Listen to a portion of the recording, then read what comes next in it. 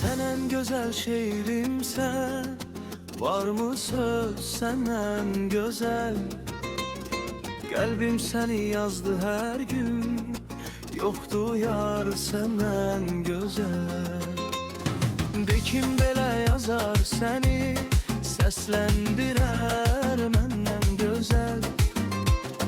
Her misrada adın yaşayır, seven ürək menden güzel. Sen benim en güzel sözüm, sen kalbimin nəğməsisən. Yazdığım her şiirin içinde en güzel sen, yine sen. Sen benim en saf sevdam, dillerimde nəğməsən. Kim belə sever dünyada, en güzel şiirimsən.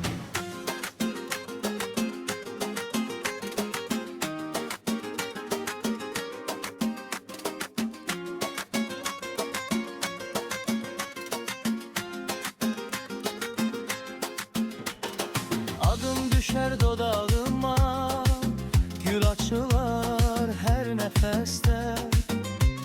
Sen olmasan bu dünyada, şiir ölür bu gövde. Adın düşer dodağıma, gül açılar her nefeste. Sen olmasan bu dünyada, şiir ölür bu gövde. Sen benim en güzel sözüm, sen kalbimin nəğməsisən. Yazdığım her şiirimin içinde en güzel sen, yine sen. Sen benim en saf sevdam, dillerimde nəğməsən. Kim belə sever dünyada, en güzel şiirimsən.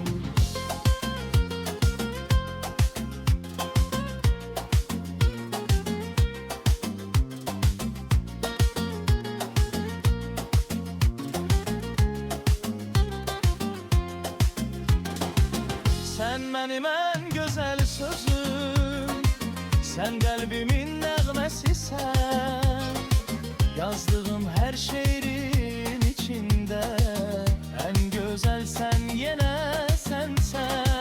Sen benim en saf sevdam, dillerimde nəğməsən. Kim belə sever dünyada, en güzel şiirimsən.